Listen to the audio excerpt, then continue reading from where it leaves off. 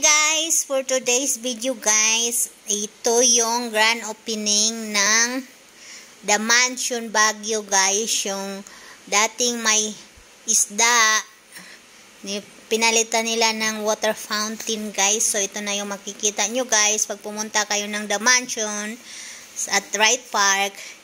Maganda siya guys pag gabi kayo pumunta, o maganda yung color. Malapit na ang Pasko, so yeah, bisita na kayo guys.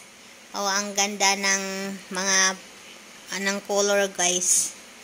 So yan lang guys. Thanks for watching and hope you like this video and see you next time. Bye. Enjoy.